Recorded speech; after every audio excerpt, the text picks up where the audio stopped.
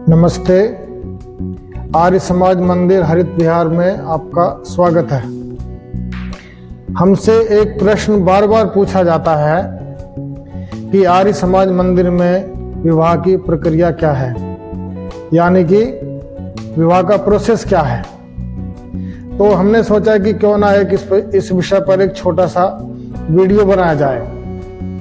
मैं आपको इस वीडियो के माध्यम से बताना चाहता हूं कि आर्य समाज मंदिर में विवाह करने की प्रक्रिया क्या है। आर्य समाज मंदिर में विवाह करने के लिए जो सबसे जरूरी चीज है वो है एज प्रूफ, यानी अगर आपकी एज पूरी नहीं है तो आप मंदिर में शादी नहीं कर सकते। सबसे पहले आप बालिग होने चाहिए, यानी जो लड़का और लड़की हैं उनकी उम्र पूरी होनी चाहिए। जब तक आप बालिग नहीं हैं तब तक आप किसी भी हालत में शादी नहीं कर सकते। बालिग का मतलब क्या है?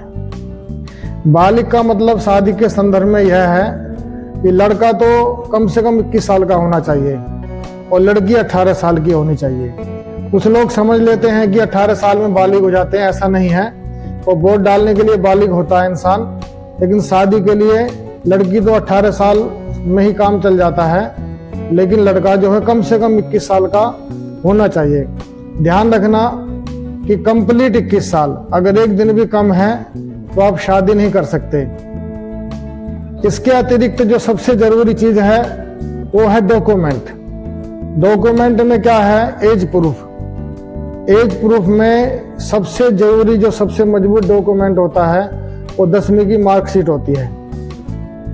कोई बहुत ही इमरजेंसी होती है तो हम मार्कशीट की जगह जो है आधार कार्ड से काम चला लेते हैं, लेकिन आपको पूरी कोशिश करनी है कि आप 10वीं की मार्कशीट अपने साथ लेकर आएं। इसी प्रकार एड्रेस प्रूफ के लिए आधार कार्ड या ड्राइविंग लाइसेंस या पासपोर्ट से भी काम चल सकता है। और कम से कम दोनों के 8-8 फोटो होने चाहिए।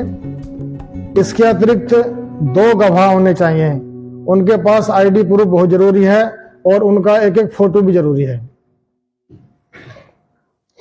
आपको जो भी डॉक्यूमेंट लाने हैं वो सारे के सारे ओरिजिनल होने चाहिए और साथ में आपको जेरोक्स कॉपी भी लेकर के आना है। जेरोक्स कॉपी आपके मंदिर के रिकॉर्ड में लग जाएगी, जिसका रिकॉर्ड हम जो है 10 साल तक संभाल करके रखते हैं। डेट बुक करने के लिए या तो आप फोन से भी बुक करा सकते हैं, नहीं तो सबसे अच्छा रहता है कि आप मंदिर आए, मंदिर में विजिट करें और बैठ के आमने सामने टेबल पर बात करें। जब आपको विश्वास हो जाए कि मंदिर बहुत बिल्कुल जेन्युइन मंदिर है, तभी आप उस मंदिर में शादी कराएं।